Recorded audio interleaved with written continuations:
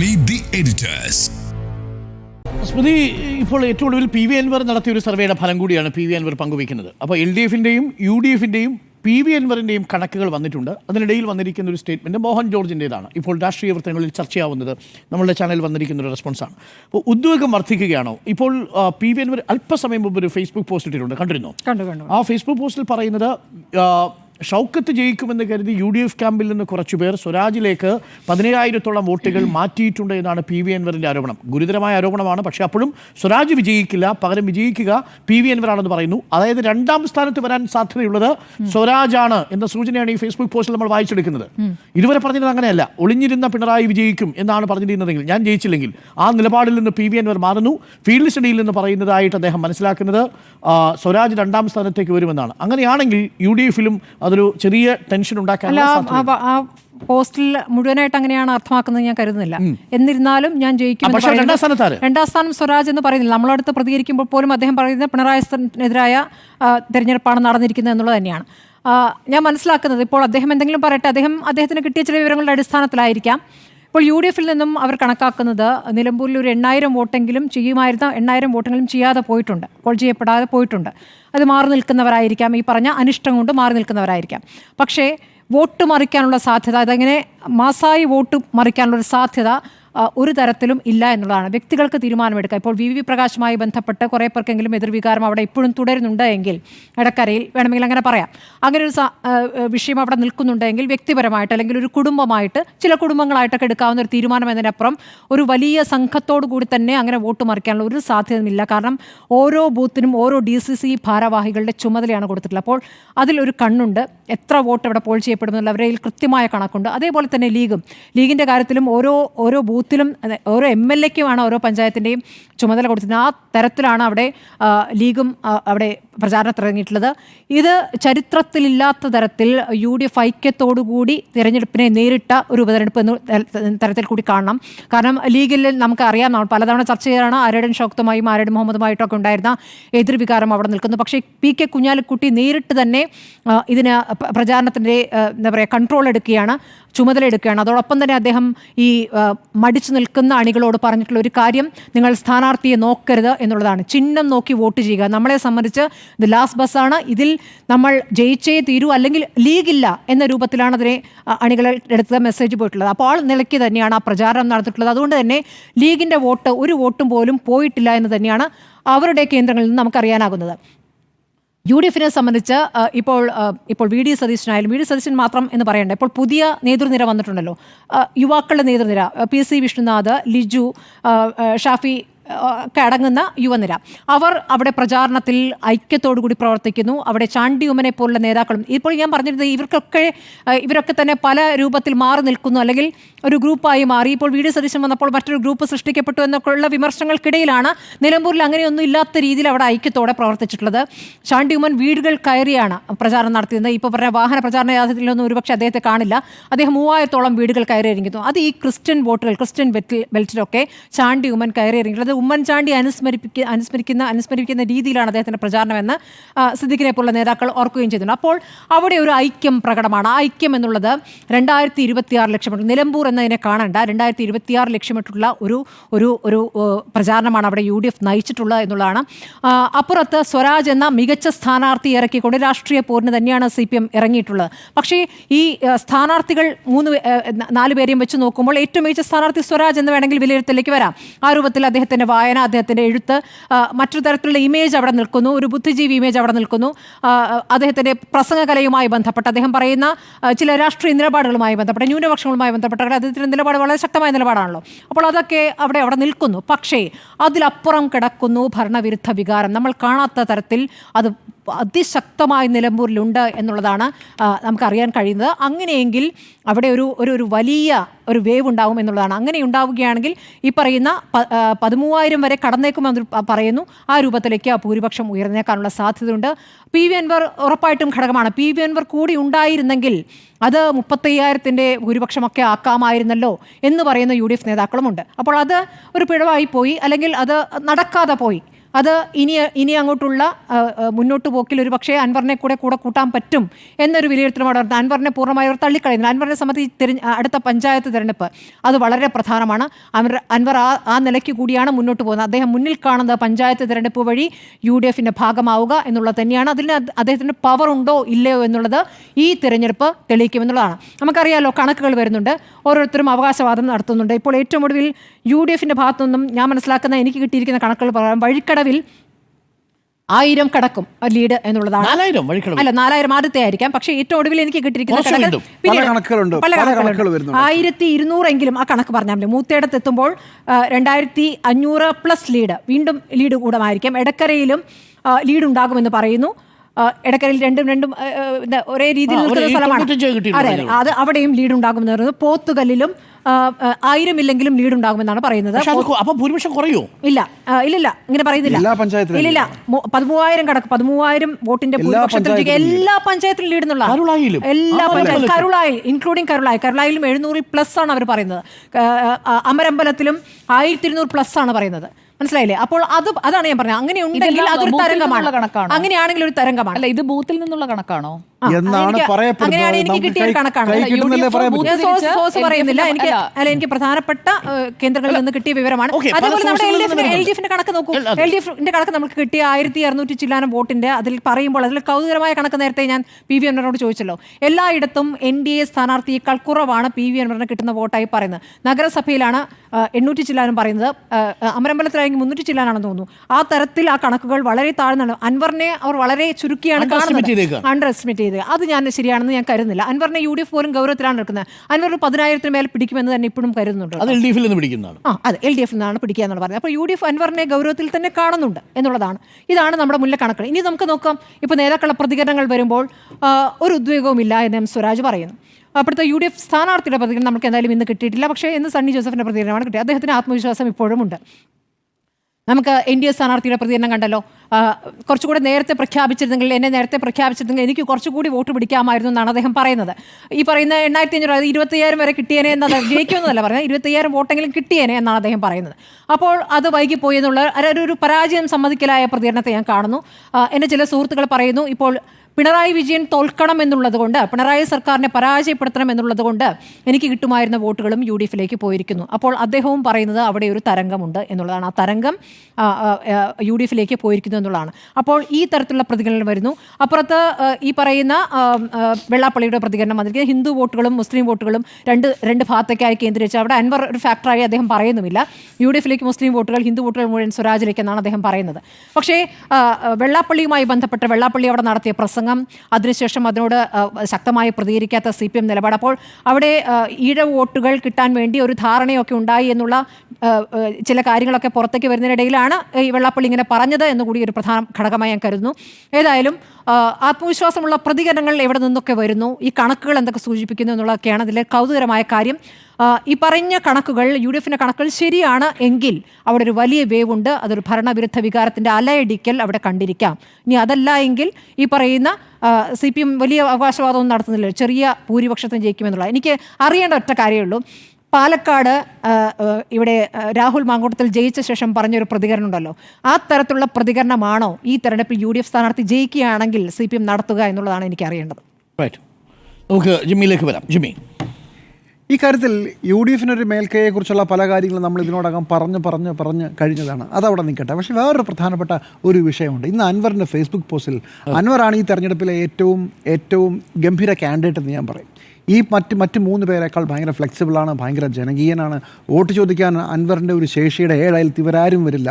അത് ബുദ്ധിജീവിയായാലും സിനിമയെടുത്ത ആളായാലും മറ്റെന്തെങ്കിലും ആയാലൊന്നുമില്ല. അൻവർ ഒരു താരമാണ്.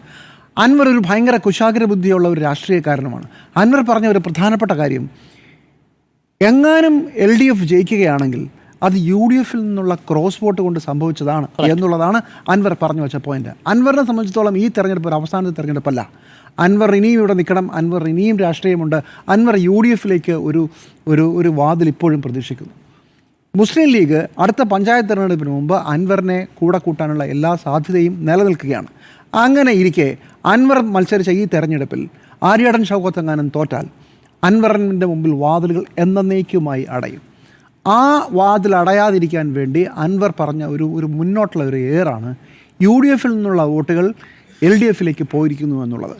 പക്ഷേ എന്നെ ആശങ്കപ്പെടുത്തുന്ന ഒരു കാര്യം, അൻവർ അങ്ങനെ പറഞ്ഞിട്ടുണ്ടെങ്കിൽ LDF സ്ഥാനാർത്ഥിക്ക് ഒരു ചെറിയ മേൽക്കൈ നീങ്ങുന്നുണ്ടോ എന്ന് അൻവറിനൊരു ചെറിയ ഭയം തട്ടി. 100%. അവിടെയാണൊരു പ്രശ്നം. അൻവർ പറയാതെ പറയുന്നത് ഒളിഞ്ഞിരിക്കുന്ന പിണറായി അല്ല, ഉണർന്നിരിക്കുന്ന പിണറായിക്ക് ഒരു മേൽക്കൈ തെരഞ്ഞെടുപ്പിൻ്റെ അവസാന മണിക്കൂറിൽ വന്നിരിക്കുന്നു എന്നുള്ളതാണ്. നമ്മളെക്കാളുമൊക്കെ ആ മണ്ഡലം അറിയാവുന്ന, ഒരിക്കലും ഇങ്ങനൊരു കാര്യം നടക്കാൻ താല്പര്യമില്ലാത്ത അൻവർ തന്നെ അത് ഏതാണ്ട് സമ്മതിക്കുന്ന രീതിയിലാണ് വരുന്നത്. വളരെ വലിയ ഉദ്വേഗമാണ്. അടിയൊഴുക്കുകൾ എന്തൊക്കെയോ നടന്നിരിക്കുന്നു. അൻവർ പറഞ്ഞതനുസരിച്ചാണെങ്കിൽ അവിടെയാണ് ഒരു പ്രധാനപ്പെട്ട പ്രശ്നം കിടക്കുന്നത്. BJP സ്ഥാനാർത്ഥിയുടെ കുറച്ച് വോട്ടുകൾ എനിക്ക് പോയി എന്നൊക്കെ പറയുന്നതിനകത്ത് ഒരു പരിചയസമ്പന്നത ഇല്ലാത്ത ഒരു പുതിയ കക്ഷി പറയുന്നതിനപ്പുറമായി എന്തെങ്കിലും ഉണ്ടെന്ന് ഞാൻ കരുതുന്നില്ല. പക്ഷേ ഹിന്ദു വോട്ടുകളുടെ ഒരു കൺസോൾട്ടേഷൻ കഴിഞ്ഞ തവണ എങ്ങനെയാണോ UDF സ്ഥാനാർത്ഥിക്ക് കിട്ടിയത്, VV പ്രകാശിന് കിട്ടിയത്, അതുപോലെ തന്നെ ഇത്തവണ ഇടതുമുന്നണി സ്ഥാനാർത്ഥിക്ക് കിട്ടിയിട്ടുണ്ടാകാനുള്ള എല്ലാ സാധ്യതയുമുണ്ട്. അത് നേരത്തെ സ്മൃതി പറഞ്ഞതുപോലെ ഇതിന് മുന്നൊരുക്കമുണ്ടാക്കി വെച്ച LDF-ൻ്റെ ഒരു സാഹചര്യമുണ്ടല്ലോ. വെള്ളാപ്പള്ളി നടേശൻ അവിടെ ഒന്ന് സംസാരിക്കുന്നു. ഇങ്ങനെയൊന്നും പറയുന്നത് അത്ര ശരിയല്ല കേട്ടോ, ഒന്ന് ശ്രദ്ധിക്കണം. നിങ്ങൾ പറഞ്ഞ കാര്യമൊക്കെ എനിക്ക് മനസ്സിലായി എന്ന് പിണറായി വിജയൻ പറയുന്നു, തോളത്ത് തട്ടുന്നു, അങ്ങനെ ഷാളണിയിക്കുന്നു, പുകഴ്ത്തുന്നു. അങ്ങനെ LDF ഒരുക്കിക്കൊണ്ടുവരുന്ന ഒരു രാഷ്ട്രീയ സാഹചര്യമുണ്ട് കേരളത്തിൽ. അത് നിലമ്പൂർ ഉപതെരഞ്ഞെടുപ്പല്ല, അതറിയാതെ വന്നു വീണൊരു സാഹചര്യമാണ്. 2026 നിയമസഭാ തെരഞ്ഞെടുപ്പിലേക്ക് ഇടതുമുന്നണി ഒരുക്കിക്കൊണ്ടുവരുന്ന ഒരു രാഷ്ട്രീയ സാഹചര്യമുണ്ട്. ആ രാഷ്ട്രീയ സാഹചര്യത്തിനിടയ്ക്ക് വീണ് കിട്ടിയ നിലമ്പൂർ ഉപതെരഞ്ഞെടുപ്പിൽ അതുപോലും ചിലപ്പോൾ വർക്ക് ചെയ്തിട്ടുണ്ടാവാൻ സാധ്യതയുണ്ട്. അത് ഗ്രൗണ്ടിലെ പൾസ് അറിയാവുന്ന അൻവർ മനസ്സിലാക്കിയിട്ടാണോ ഇങ്ങനെ ഒരു ഫേസ്ബുക്ക് പോസ്റ്റ് ഞാൻ സംശയിക്കുന്നു. ഇന്ന് 9 മണിക്ക് PV അൻവറിൻ്റെ വാർത്താ സമ്മേളനവും അതുതന്നെ ആയിരിക്കാനാണ് സാധ്യത. നമുക്കൊരു ഇടവേള വേണം. ഇടവേളയ്ക്ക് ശേഷം തിരികെ വരാം. PV അൻവറിൻ്റെ ഫേസ്ബുക്ക് പോസ്റ്റ് ആ അർത്ഥത്തിൽ അവഗണിക്കാൻ പറ്റുമോ എന്നതാണ് ഒരു പ്രധാനപ്പെട്ട ചോദ്യം. ഉദ്യോഗം കൂടുന്നുണ്ട് PV അൻവറിൻ്റെ ഫേസ്ബുക്ക് പോസ്റ്റ് വരുന്ന പശ്ചാത്തലത്തിൽ. ഇടവേളയ്ക്ക് ശേഷം വെൽക്കം ബാക്ക്. ഉദ്യോഗം ഉയർന്നു എന്നാണ് ചോദ്യം. ഉദ്യോഗം ഉയരുന്നു എന്നാണ് മനസ്സിലാക്കുന്നത്. അതിൽ 2 പ്രധാനപ്പെട്ട ഘടകങ്ങൾ. ഒന്ന്, ഇപ്പോൾ BJP സ്ഥാനാർത്ഥി മോഹൻ ജോർജ് നടത്തിയ സ്റ്റേറ്റ്മെൻറ്റ്. 2, PV അൻവറിൻ്റെ ഫേസ്ബുക്ക് പോസ്റ്റ്. ഇത് രണ്ടും ഏറ്റവും ഒടുവിൽ ഉദ്യോഗം വർദ്ധിപ്പിക്കാൻ കാര്യമായ 2 ഘടകങ്ങളാണ്. രണ്ടാമത്തത് ആദ്യം പറയാം. PV അൻവറിൻ്റെ ഫേസ്ബുക്ക് പോസ്റ്റിൽ പറയുന്നു, നാളെ നമുക്ക് ലഭിക്കേണ്ടിയിരുന്ന 10,000-ഓളം വോട്ടുകൾ ആര്യാടൻ ഷൗക്കത്ത് വിജയിക്കുമെന്ന് ഭയന്ന് UDF-ൽ നിന്നും LDF-ലേക്ക് M സ്വരാജിന് ക്രോസ് വോട്ട് ചെയ്തിട്ടുണ്ട് എന്നുള്ളത് കൃത്യമായ വിവരം ലഭിച്ചിട്ടുണ്ട് എന്നുള്ളതാണ്.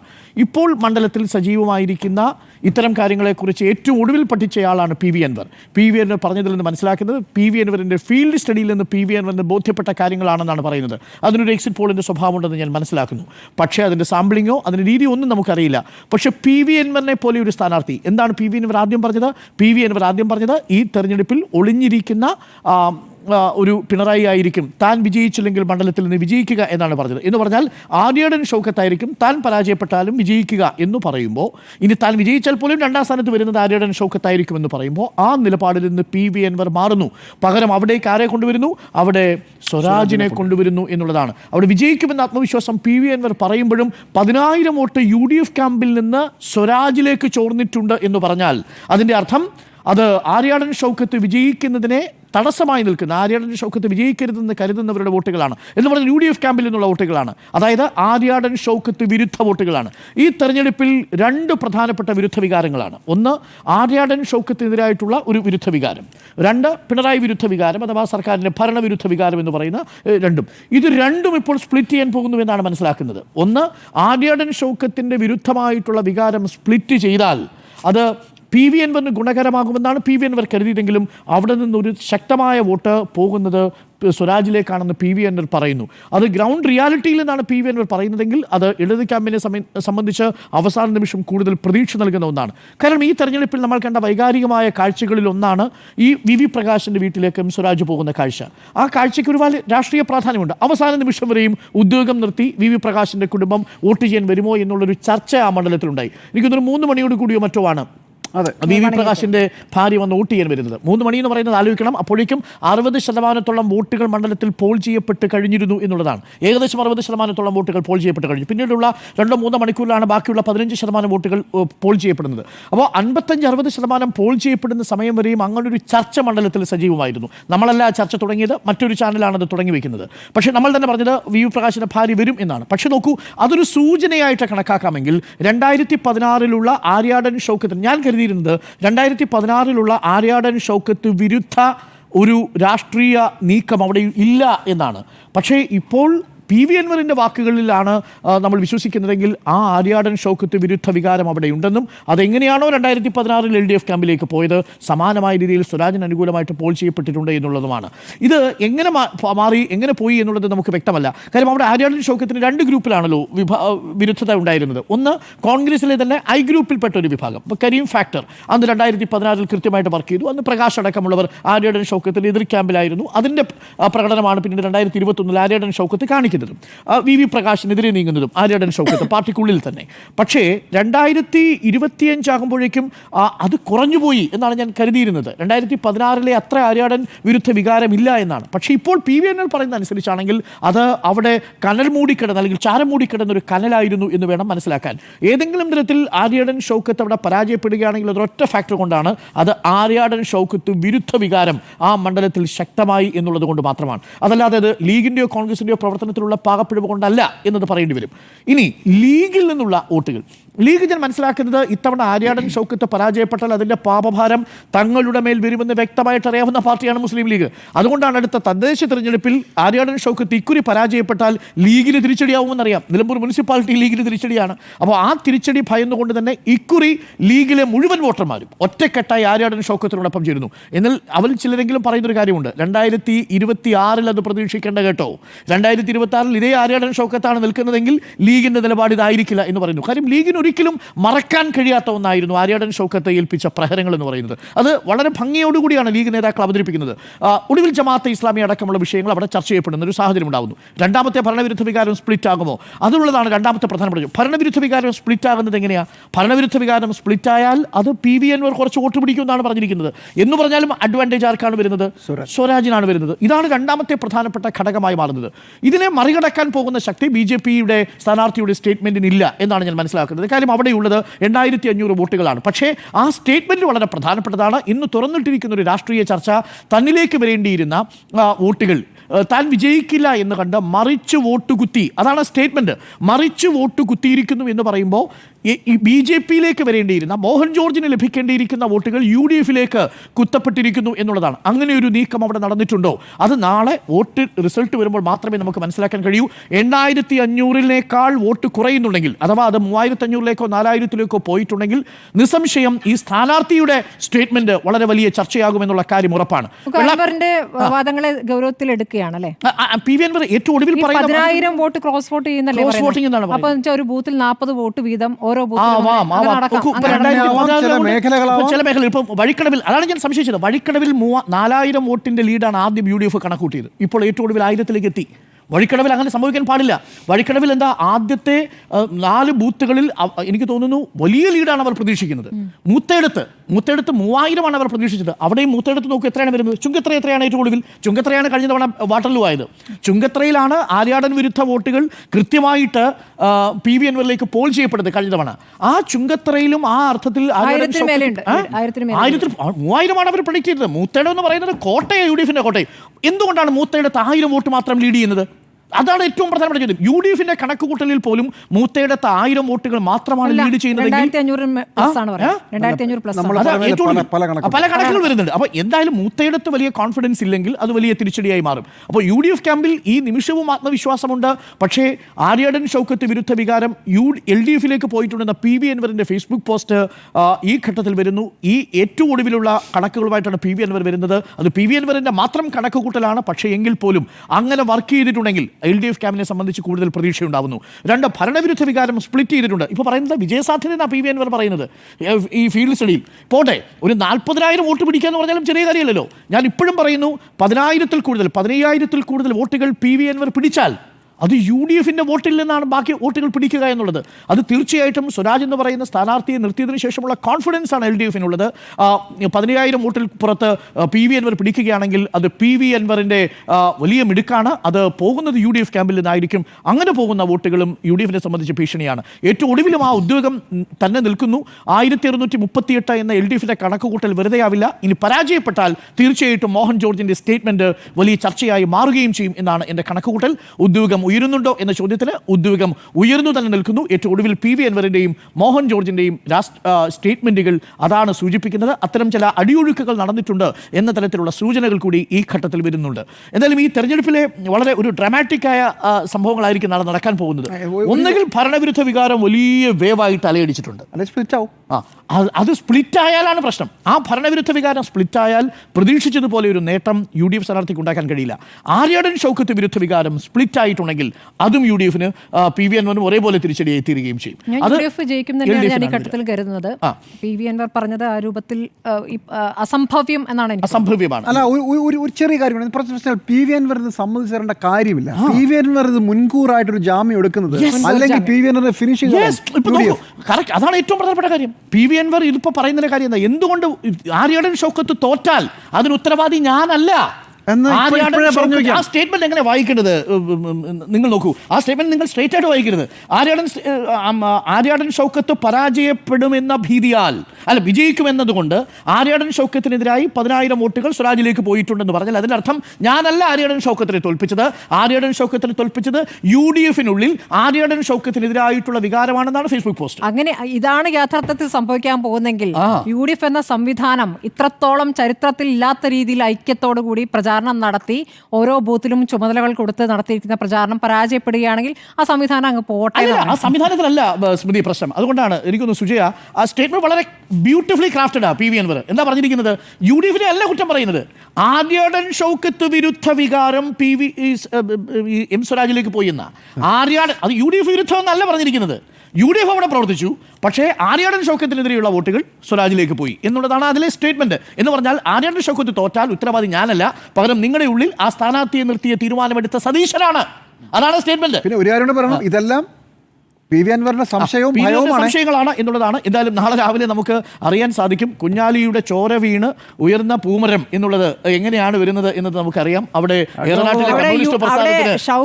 ഘടകമല്ല എന്നാണ് പറയുന്നത്. ഷൗക്കത്ത് എന്ന വ്യക്തിയല്ല ഘടകമായിരിക്കും. പക്ഷേ PV അൻവർ പറയുന്നത് ആ വ്യക്തി ഘടകമായി എന്നാണ്. അതാണ് പ്രധാനപ്പെട്ട. ഷൗക്കത്തിലാണ് വോട്ട് കിട്ടുന്നതെങ്കിൽ ആ വോട്ട് വിരുദ്ധ വോട്ടാവും. അതല്ല, ഷൗക്കത്തല്ല UDFിലാണ് വോട്ട് കിട്ടിയതെങ്കിൽ അത് അനുകൂല വോട്ടാവും. ഇതാണ് ഇപ്പോൾ വരുന്ന ഒരു വിലയിരുത്തൽ. കോൺഗ്രസ്സുകാർ തന്നെ സമ്മതിക്കുന്നുണ്ട് ആര്യാടൻ ഷൗക്കത്തിന്റെ സ്ഥാനാർത്ഥിത്വം ആ അർത്ഥത്തിൽ വെല്ലുവിളി നിറഞ്ഞതായിരുന്നു. പക്ഷേ UDF അതിനെ മറികടക്കാൻ ശ്രമിച്ചു. നടന്നോ ഇല്ലയോ എന്ന് നമുക്കറിയില്ല. ഒരു വേളയ്ക്ക് ശേഷം തിരികെ വരാം. നിലമ്പൂരിൽ ഉദ്യോഗം ഉയർന്നോ എന്നാണ് ചോദ്യം. ഉദ്യോഗം ഉയർന്നോ സുജയ?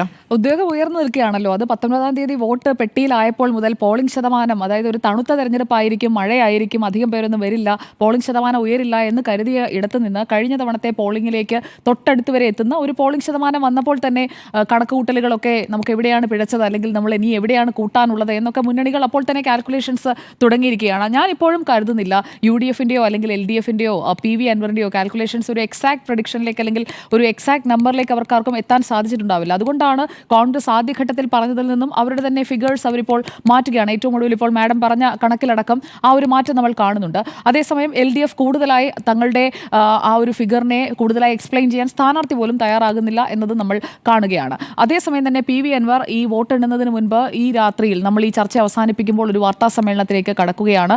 അത് PV അൻവറിന് ഈ വോട്ട് എണ്ണിക്കഴിയുമ്പോൾ പറയേണ്ടി വരുന്ന മറുപടികൾക്കുള്ള ഒരു ആമുഖമിടലായിരിക്കും എന്ന് തന്നെയാണ് ഞാൻ കരുതുന്നത്. ഇവിടെ വഴിക്കടവ് പഞ്ചായത്തിൽ 29,320 പേർ വോട്ട് ചെയ്തിട്ടുണ്ട്. യഥാർത്ഥത്തിൽ ഈ 75% പോളിംഗിനേക്കാൾ കൂടുതൽ ഈ വഴിക്കടവിലെ 29,320 പേരുടെ വോട്ട് അതെങ്ങനെ ഡിവൈഡ് ചെയ്ത് പോകുന്നു എന്നുള്ള ആദ്യ 1 മണിക്കൂറിലെ ഫലത്തിൽ നിന്ന് തന്നെ നമുക്ക് നിലമ്പൂരിന്റെ ഫലം അറിയാൻ കഴിയും. അപ്പോൾ ആ ഒരു 9:30 മണിയാകുമ്പോഴേക്കും ആ കാര്യത്തിൽ ഒരു ക്ലാരിറ്റി വരുമെന്നുള്ളതാണ്. അപ്പോൾ ഈ 29,320 എന്ന് ഞാൻ പറയാനുള്ള കാരണം 2016 PV അൻവറിന് ഈ പഞ്ചായത്തിൽ വഴിക്കടവ് പഞ്ചായത്തിൽ 2000-ന് മുകളിൽ ലീഡ് ഉണ്ടായിരുന്നു. എന്നാൽ 2021 ആകുമ്പോഴേക്കും അത് 35 ചുരുങ്ങുകയാണ്. സ്ഥാനാർത്ഥി 2016 ആര്യാടൻ ഷൗക്കത്ത് എതിരെ നിന്നു, 2021 VV പ്രകാശും എതിരെ നിന്നു. VV പ്രകാശ് നിന്നപ്പോഴാണ് ആ വോട്ടുകൾ 35-ലേക്ക് ആ ഭൂരിപക്ഷം കുറയുന്നത്. എന്നാൽ ഈ വഴിക്കടവ് പഞ്ചായത്തിൽ M സ്വരാജ് ആണ് ഇത്തവണ സ്ഥാനാർത്ഥി. PV അൻവറും മത്സര രംഗത്തുണ്ട്. അപ്പോൾ PV Anvar plus M Swaraj എത്ര പോകും ഈ 29,320 എന്നതാണ് അവിടെ പ്രധാനമാവുക. UDFന് ഇപ്പോൾ അവകാശപ്പെടുന്ന രീതിയിലെ ഭൂരിപക്ഷം വഴിക്കടവിൽ ഉണ്ടെങ്കിൽ ആദ്യത്തെ 1 മുതൽ 46 ബൂത്തുകളാണ് വഴിക്കടവ് പഞ്ചായത്തിലുള്ളത്. അപ്പോൾ ഈ 46 ബൂത്തിലെ കണക്കെണ്ണി കഴിയുമ്പോൾ തന്നെ കൃത്യമായിട്ടുള്ളൊരു ഫിഗർ നമുക്ക് മനസ്സിലാക്കാൻ സാധിക്കും. ഒരു ട്രെൻഡ് എന്താണ് എന്നത് നമുക്ക് മനസ്സിലാക്കാൻ സാധിക്കും. അൻവർ എഫക്റ്റ് ഉണ്ടോ എന്നത് നമുക്ക് വഴിക്കടവിൽ തന്നെ അറിയാൻ സാധിക്കും. അതുകൊണ്ടാണ് അൻവർ പറയുന്നത് വഴിക്കടവ് അത് 1.5 പഞ്ചായത്താണ് എന്ന് അൻവർ പറയുന്നതിനകത്തൊരു കാര്യമുണ്ട്. അൻവർ നല്ല രീതിയിൽ വഴിക്കടവിൽ വോട്ട് പിടിച്ചിട്ടുണ്ടെങ്കിൽ അൻവറിന് അവിടെ 7,000 മുതൽ 10,000 വരെ വോട്ട് വഴിക്കടവിലെ 29,320 കിട്ടുകയാണെങ്കിൽ ചിത്രം മാറും. നേരത്തെ ഇടതുപക്ഷം പറഞ്ഞ 5,120 അൻവർ ചുരുങ്ങില്ല. UDF ഇപ്പോൾ 10,000 പ്ലസ് ആണ് അൻവറിന് കണക്കാക്കുന്നത്.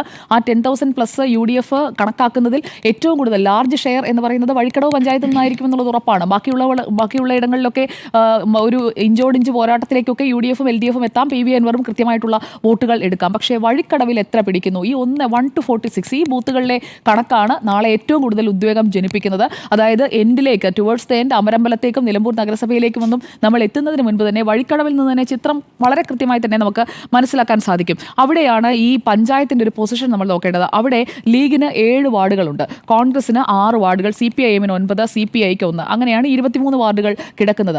അവിടെയാണ് ഈ വലിയ രീതിയിൽ ആദ്യഘട്ടത്തിലെ ചർച്ച വരികയും അത് UDFന് ഒരു ബൂമറാങ് ആവുകയും ചെയ്തത്. ആനന്ദുവിന്റെ മരണത്തെ തുടർന്നുള്ള ചർച്ചകൾ, ആ പ്രതിഷേധം, രാത്രി പ്രതിഷേധം, 11 മണിക്ക് ആ പ്രതിഷേധവുമായി റോഡിലേക്ക് ഇറങ്ങുന്നത്, പിന്നീട് അത് പന്നിക്കണിയാണ്, വൈദ്യുതി മോഷണമാണ് എന്നൊക്കെയുള്ള കാര്യങ്ങൾ. അതൊക്കെ ജനങ്ങളുടെ മനസ്സിൽ എങ്ങനെയായിരിക്കും? അതായത് വനമന്ത്രിക്കെതിരായ ഒരു പ്രതിഷേധമാണ് ഉദ്ദേശിച്ചതെങ്കിലും സംഭവം മാറിപ്പോകുന്നു. അപ്പോൾ ആ വിഷയം വേണ്ട രീതിയിൽ അവിടെ വഴിക്കടവ് പഞ്ചായത്തിൽ ചർച്ചയായിട്ടുണ്ടോ എന്നതിൻ്റെയും ഒരു റിഫ്ലക്ഷൻ നമുക്ക് 9:30 എന്തായാലും അറിയാൻ സാധിക്കും. അതോടൊപ്പം തന്നെ ഇപ്പോഴത്തെ നമ്മൾ ഈ ഒരു നിലമ്പൂർ മണ്ഡലത്തിലെ മൂത്തേടത്തിലൊക്കെ ശരിക്കും UDFന് തന്നെയാണ് അവിടെ സ്റ്റാൻഡ്. നമ്മളപ്പോൾ ഇതിൽ ചില പ്രഡിക്ഷൻസിലേക്ക് നമ്മൾ പോയി കഴിഞ്ഞിട്ടുണ്ടെങ്കിൽ ഇപ്പോൾ ഇത്രയും പോളിംഗ് ശതമാനം വന്ന സ്ഥിതിക്ക് ഈ ഭരണവിരുദ്ധ വികാരം ഉണ്ടെങ്കിൽ ആ ഭരണവിരുദ്ധ വികാരം ഏറ്റവും കൂടുതൽ പ്രതിഫലിക്കേണ്ടതും വഴിക്കടവിലാണ്.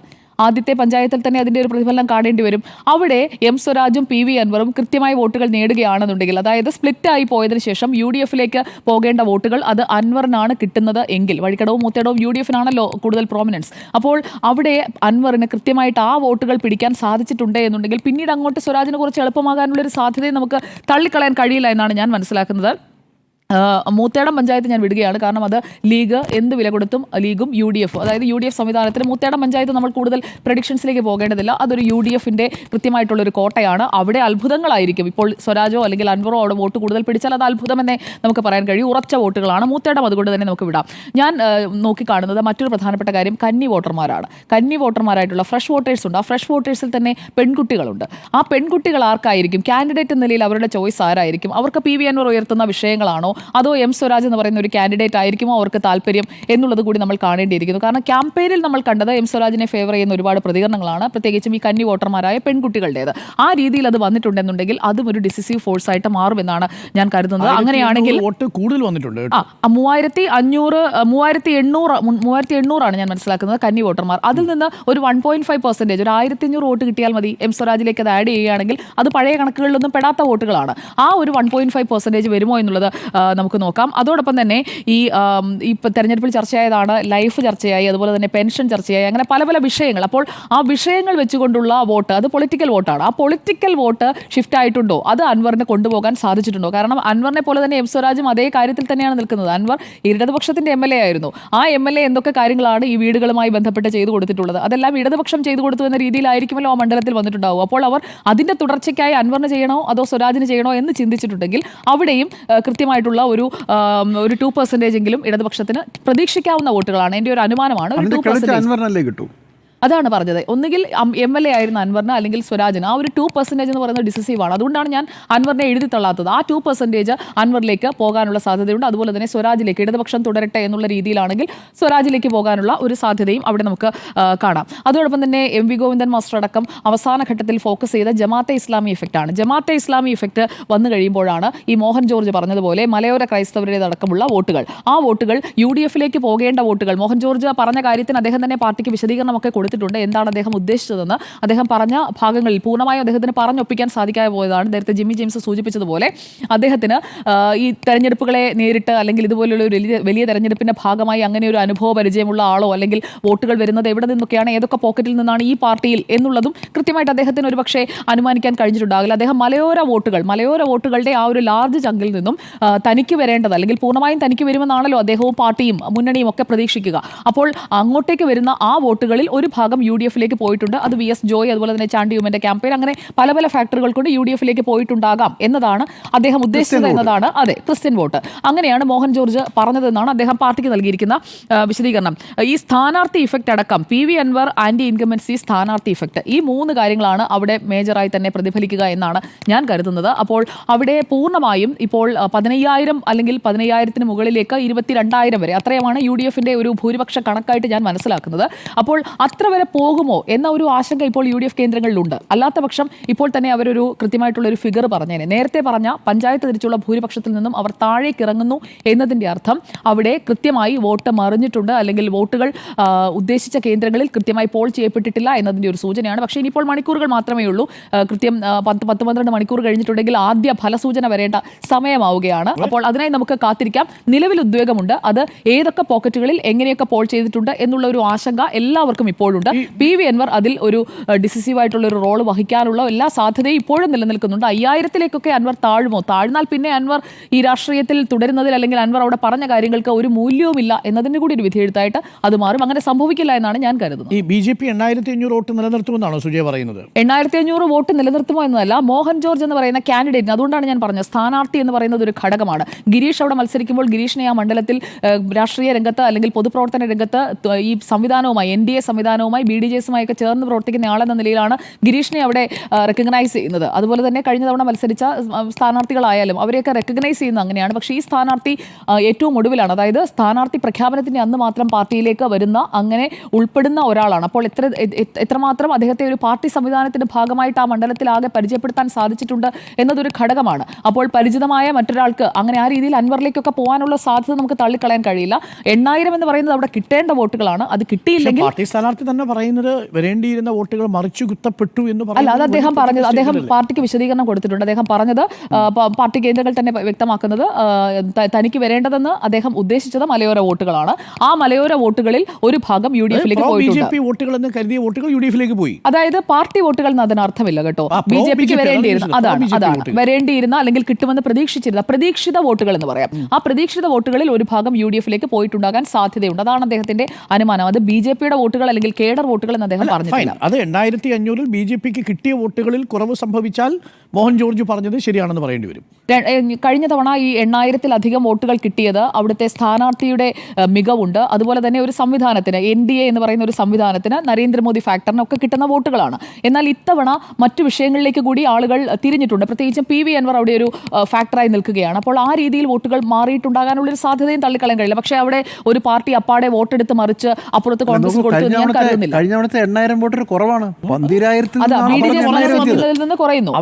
അവിടെ കിട്ടിയത് ഗിരീഷിന്റെ വോട്ട് മനസ്സിലാക്കാം. ഗിരീഷിന് 12,500 വോട്ട് കിട്ടിയത് BDJസിന്റെ അവിടുത്തെ ഈഴവ കമ്മ്യൂണിറ്റിയുടെ ഒക്കെ ഒരു കൺസോൾട്ടേഷൻ സംഭവിച്ചിട്ടുണ്ട്. അവിടെ UDF-നെതിരെ ശക്തമായ ഒരു ഭരണവിരുദ്ധ വികാരം ഉണ്ടായിരുന്നു. അത് റിഫ്ലക്ട് ചെയ്തു 12,500 2016-ൽ. പക്ഷേ അവിടെ നിന്ന് ഏകദേശം 4,000 വോട്ട് കുറഞ്ഞാണ് BJP സ്ഥാനാർത്ഥിക്ക് കിട്ടുന്നത്. അത് VU പ്രകാശിന് പോയിട്ടുണ്ട്, ഉറപ്പാണ്. 100% അതിനകത്ത് VU പ്രകാശിൽ ആ വോട്ട് പോയിട്ടുണ്ട്. പല ഷിഫ്റ്റ് ചെയ്ത് ആ വോട്ട് മാറിയിട്ടുണ്ട്. ശരി, അതാണ് BJPക്ക് അവിടെ ആ മണ്ഡലത്തിലുള്ള വോട്ടായിട്ട് ഇപ്പൊ നമ്മൾ വിചാരിക്കുന്നത്. 2011 അതിലും താഴ്ന്നു പോയാലാണ് BJP ഉത്തരം പറയേണ്ടി വരും. അതാണ്, അത് അങ്ങനെ താഴ്ന്നാൽ അത് രാഷ്ട്രീയമായ വലിയ ചോദ്യത്തിന്റെ ഉത്തരമായി തീരും. ഇതുവരെയുള്ള കോലിബി പരീക്ഷണങ്ങളിൽ ഒന്നാണോ ഇത് എന്ന മട്ടിലുള്ള ചർച്ചകൾ. അങ്ങനെയുള്ള ഒരു സഖ്യം അദ്ദേഹം പറഞ്ഞതിലുമില്ല കേട്ടോ. അങ്ങനെ ഒരു സഖ്യം എന്നുള്ളതല്ല, അദ്ദേഹത്തിന്റെ ഒരു പരിചയമില്ലായ്മ വാചകത്തിലുള്ളത്. ഒരു അതിവായൻ അതിൽ സ്ഥാനാർത്ഥിയെ നിർത്തുന്നില്ല എന്ന നിലപാട് ആദ്യം എടുത്തില്ലേ? അതാണ് ഞാൻ പറഞ്ഞത്. അതൊരു തെരഞ്ഞെടുപ്പ് അനാവശ്യമാണ്, വരുത്തിവെച്ച തെരഞ്ഞെടുപ്പാണ്. നിർത്താൻ വേണ്ടിയിട്ട് പറഞ്ഞൊരു കൺഫ്യൂഷൻ സൃഷ്ടിച്ചില്ല. ഇതൊക്കെ ആർക്ക് അനുകൂലമാണ്? ഭരണവിരുദ്ധ വികാരം റേറ്റ് ചെയ്യപ്പെടുന്ന ഒരു തെരഞ്ഞെടുപ്പിൽ മൂന്നാമത്തെ ഒരു സ്ഥാനാർത്ഥിയെ നിർത്തില്ല എന്ന് BJP പറയുമ്പോൾ അത് ആർക്ക് അനുകൂലമായിട്ടായിരിക്കും എന്നുള്ളതല്ലേ സ്വാഭാവികമായിട്ടുള്ള രാഷ്ട്രീയ ചർച്ച. ഹിന്ദു വോട്ടുകൾ മുഴുവൻ സ്വരാജിന് പോകും.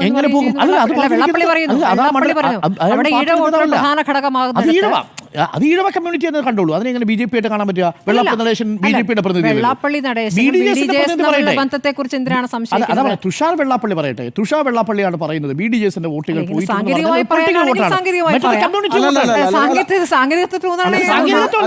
അല്ല, മറ്റൊരു സാങ്കേതികത്വം പറയാം. ഈ കഴിഞ്ഞ തെരഞ്ഞെടുപ്പിൽ ഹിന്ദു വോട്ടുകളുടെ ഒരു കൺസോൾട്ടേഷൻ ആർക്കാണ് പോയതെന്ന് ചോദിച്ചാൽ അതൊരു ഹിന്ദു കാൻഡിഡേറ്റിനാണ് പോയത്.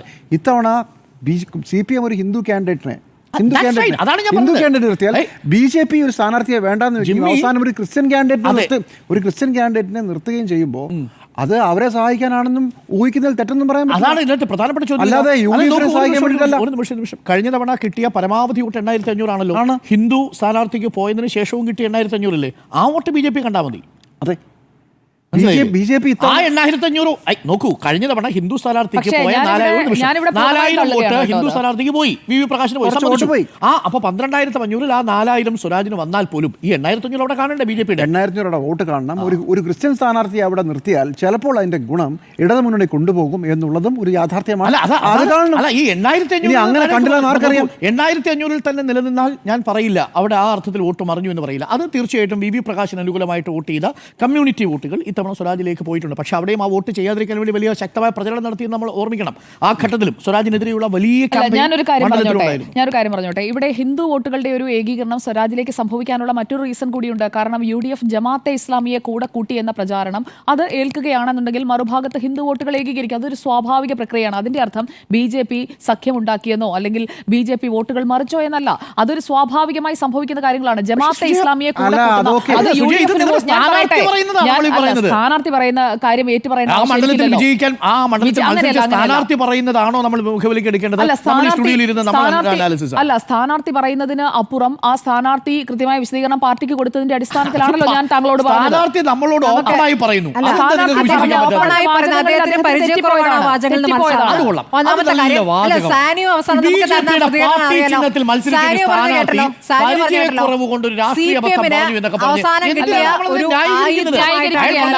നമുക്ക് കാത്തിരിക്കാം. ഒറ്റ ചോദ്യമുള്ളൂ, BJPയുടെ ശത്രുവിന്റെ ശത്രു ആരാ? BJPയുടെ ശത്രുവിന്റെ ശത്രു ആരാ? കോൺഗ്രസ്. അപ്പൊ BJPയുടെ ശത്രുവിനെയാണ് പിന്തുണച്ചിരിക്കുന്നത്. എന്താ സംശയം? അങ്ങനെയാണെങ്കിൽ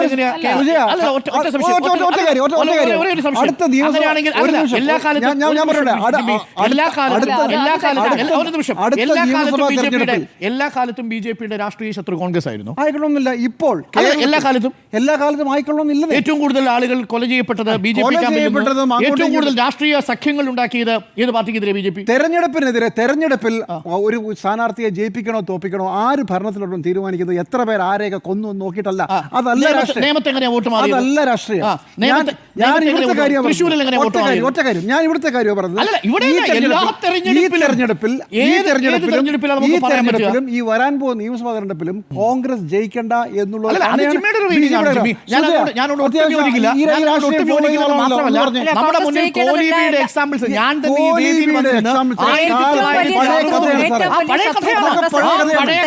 പുതിയ കഥ വേറെയാണ്. ഈ പുതിയ കഥ വേറെയാണ്. വെള്ളാപ്പള്ളി നടേശനെ പൊന്നാടെ അണിയിച്ച് ആദരിച്ച പിണറായി വിജയൻ പറയുന്നത് വെള്ളാപ്പള്ളി നടേശനെ പൊന്നാടയിട്ട് ആദരിച്ച പിണറായി വിജയൻ ചമയ്ക്കുന്ന പുതിയ കഥയാണ്. ആ പുതിയ കഥയിൽ BJPയുടെ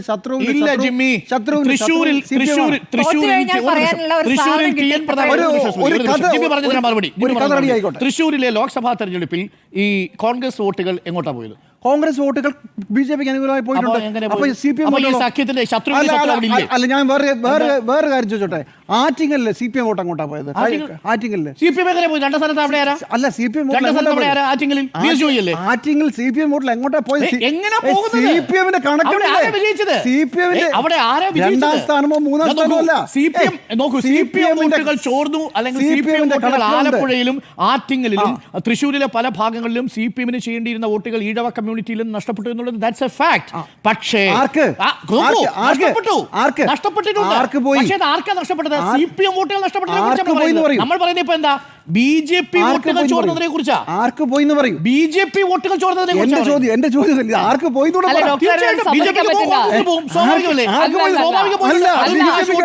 BJP വോട്ട് പിടിച്ചു.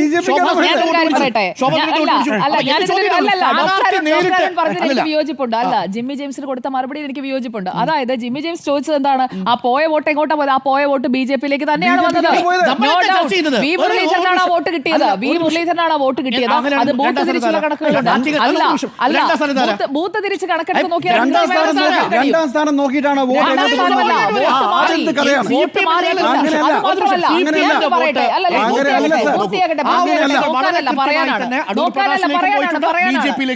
അല്ല പറയട്ടെ.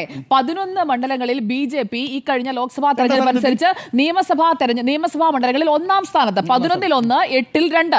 ആ 11ഉം LDF-ന്റെ ആണ്, അല്ലെങ്കിൽ CPIM-ന്റേതാണ്. കണക്കെടുത്ത് നോക്കൂ, കോൺഗ്രസിന്റെ അല്ല. നിങ്ങൾ കോൺഗ്രസിന്റേതാവുന്നത് ആകെ 40 സീറ്റ് വിജയിച്ച CPM-ന്റെ മണ്ഡലത്തിലെ കോൺഗ്രസിന്റെ മണ്ഡലത്തിൽ എങ്ങനെ വരിക? അതല്ലേ സ്വാഭാവികമായിട്ട് വരിക. പക്ഷെ ഇവിടെ എന്താ സംഭവിച്ചത്? രാഷ്ട്രീയ സഖ്യത്തെ കുറിച്ചല്ലേ ജിമ്മി നമ്മൾ ചോദിക്കുന്നത്? BJP-യുടെ കേരളത്തിലെ രാഷ്ട്രീയ ശത്രു CPM അല്ലെന്ന് ജിമ്മി പറയുന്നത് എന്ത് ലോജിക്കല വെറുതെ? BJP-യുടെ കേരളത്തിലെ രാഷ്ട്രീയ ശത്രു CPM അല്ല എന്ന് പറയുന്നത് രണ്ട് ശത്രുക്കളുണ്ട്. രണ്ട് ശത്രുക്കളുണ്ട്. അതിൽ ഏറ്റവും മികച്ച ശത്രു ആരാ? ഏറ്റവും മികച്ച ശത്രു ഒരു സംശയം CPM ആണോ? നമ്മൾ ഈ ചർച്ച ചെയ്യുന്ന സമയത്ത് ഏറ്റുമുട്ടുന്നത്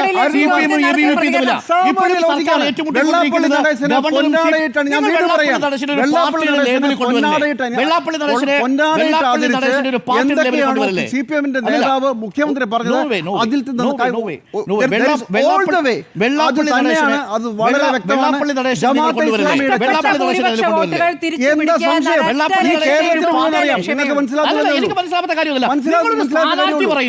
കിട്ടേണ്ടിയിരുന്ന വോട്ടുകൾ UDF-ലേക്ക് പോയിട്ടുണ്ട് എന്നൊരു സ്ഥാനാർത്ഥി പറയുന്നതിനെ ജിമ്മി കണക്കിലെടുക്കുന്നില്ല. നമ്മുടെ ചർച്ച തുടങ്ങി അവിടുന്നല്ല. സ്ഥാനാർത്ഥി പറഞ്ഞതാണോ? ആ സ്ഥാനാർത്ഥി പറഞ്ഞത് നിങ്ങൾ അങ്ങനെയല്ല. എങ്ങനെയാണ് BJP ഒരു സ്ഥാനാർത്ഥിയെ കൊണ്ടുവരാൻ മടിച്ചത്? അതിനുശേഷം എങ്ങനെയാണ് ക്രിസ്ത്യൻ സ്ഥാനാർത്ഥി വന്നത്? അവിടുന്ന് ചർച്ച തുടങ്ങിയത്. സ്ഥാനാർത്ഥി എന്താ പറയുന്നത്? വോട്ട് പോയത് അങ്ങോട്ടാ UDF-ന് പോയെന്നാ പറഞ്ഞത്. എന്റെ പ്രശ്നം അതല്ല. ഞാൻ പറഞ്ഞില്ലേ, ഇതിനകത്ത് ഒരു സ്ഥാനാർത്ഥി പറഞ്ഞത് മാത്രമല്ല, കേരള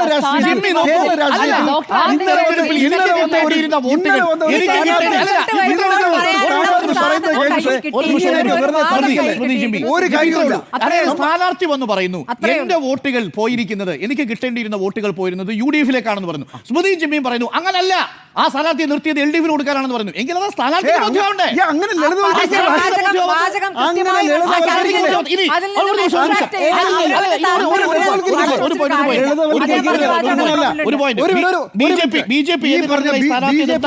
BJP സ്ഥാനാർത്ഥി പറഞ്ഞ കാര്യം ഞാൻ മുഖവിലേക്ക് എടുക്കാതിരിക്കുന്നില്ല. പക്ഷേ അതിലും വലിയ ചിത്രം കാണാതിരിക്കരുത്.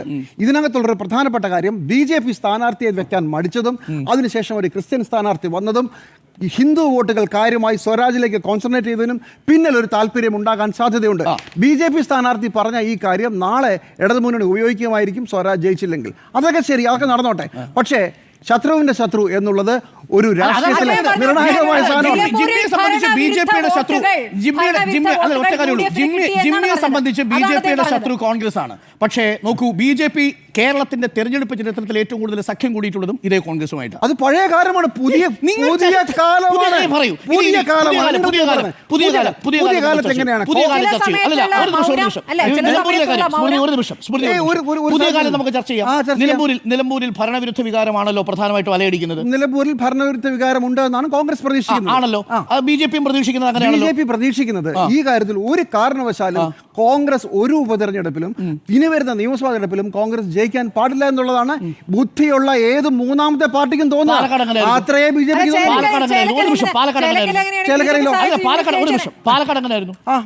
പാലക്കാട് രണ്ടാം സ്ഥാനത്ത് വന്നതാരാ? എല്ലാ കാലത്തും പാലക്കാട് ഉപതെരഞ്ഞെടുപ്പിൽ കോൺഗ്രസ് വിജയിച്ചത് നേരത്തെ BJP-ക്ക് പോയ വോട്ടുകൾ കൂടി കിട്ടിയിട്ടല്ലേ? എങ്ങനെ? പാലക്കാട് രാഹുൽ മാങ്കൂട്ടത്തിൽ വിജയിച്ചത് നേരത്തെ BJP-ക്ക് പോൾ ചെയ്ത വോട്ടുകൾ കൂടി കിട്ടിയിട്ടില്ല. ശത്രുവല്ലാതെ ഗ്രാസ് റൂട്ട് ലെവൽ, നിങ്ങൾ ഗ്രാസ് റൂട്ട് ലെവലിൽ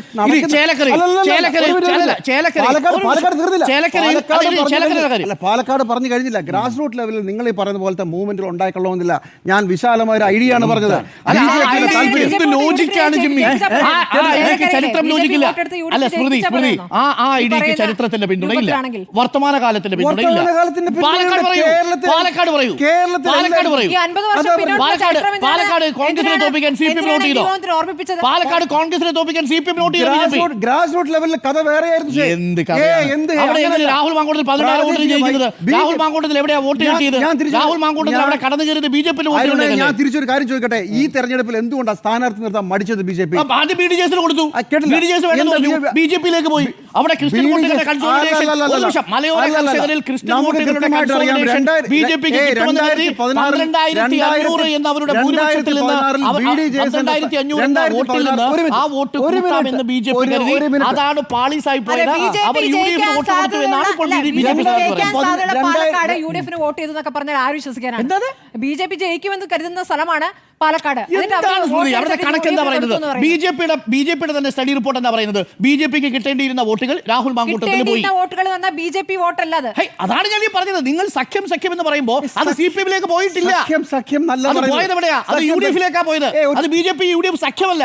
അവിടെ രാഷ്ട്രീയ ശത്രു, BJP-യുടെ രാഷ്ട്രീയ ശത്രു കോൺഗ്രസും CPM-ഉം ഒരേപോലെയാണെന്ന മട്ടിലാണ് പാലക്കാട് തെരഞ്ഞെടുപ്പ് നടന്നത്. ഇനി ചേലക്കരയിൽ എങ്ങനെയാ 17,000 വോട്ടായിട്ട് 12,000 വോട്ടിൽ LDF ജയിച്ചില്ലേ? അവിടെ BJP-യുടെ വോട്ട് കൂടിയില്ലേ? ആ BJP വോട്ട് കുറയുകയാണോ ചെയ്ത്? ആണോ സുജയ? BJP വോട്ട് കൂട്ടിയല്ലേ ചെയ്ത്?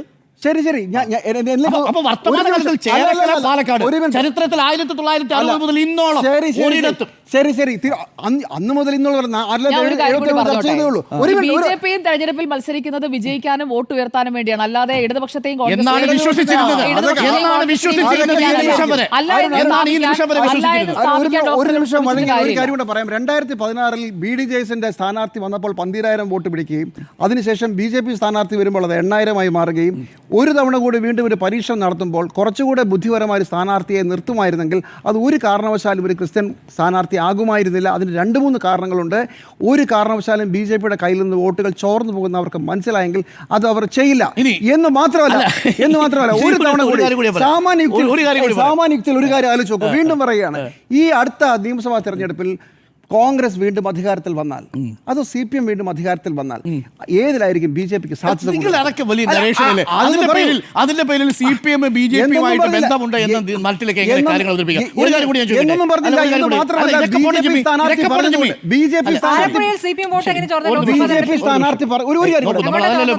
BJP-യുടെ വോട്ട് എങ്ങോട്ട് പോയി? ഒറ്റ പ്രശ്നം, CPM-ന്റെ വോട്ട് എങ്ങോട്ട് പോയി? BJP-യുടെ വോട്ട് എങ്ങോട്ട് പോയി? ഒറ്റ പ്രശ്നം. BJP സ്ഥാനാർത്ഥി BJP സ്ഥാനാർത്ഥി എന്റെ വോട്ടുകൾ UDF-ന് പോയി എന്ന് പറഞ്ഞതുകൊണ്ട് നാളെ BJP-യുടെ പ്ലാൻ ആയിരുന്നു എന്ന് പറയരുത്. ഇനി ഒരു കാര്യം കൂടി, ഒറ്റ കാര്യം കൂടി. അത് BJP സ്ഥാനാർത്ഥി തന്നെ സമ്മതിക്കല്ലേ എനിക്ക് കിട്ടേണ്ടിയിരുന്ന വോട്ടുകൾ UDF-ലേക്ക് പോയി? അത് പ്ലാൻ ആണെന്ന് പറയുന്നത് 100% ആണോ? ഒരു കാര്യം കൂടി ചോദിക്കാം. BJP സ്ഥാനാർത്ഥി എടുത്തത് ഏത് മുന്നണിന്നാ? കേരള കോൺഗ്രസ്. അതുകൊണ്ട് എന്താ? അത് UDF അല്ലേ? അതുകൊണ്ട് അങ്ങനെ ആരൊക്കെ എവിടെ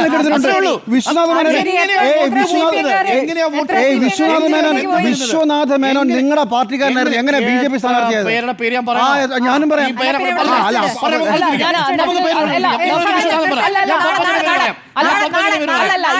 ഈ ലോജിക്ക് അനുസരിച്ചാണെങ്കിൽ സരിനെ എടുത്തത് കോൺഗ്രസിൽ നിന്നാണല്ലോ. അപ്പോൾ രാഹുൽ മാങ്കൂട്ടത്തിലെ ജയിപ്പിക്കാൻ CPM അങ്ങോട്ട് വോട്ട് കൊടുക്കുമായിരുന്നു.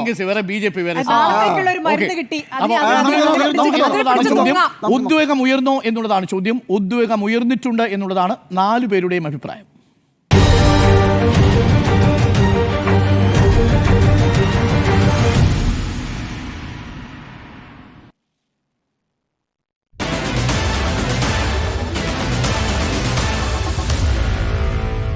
Meet the editors.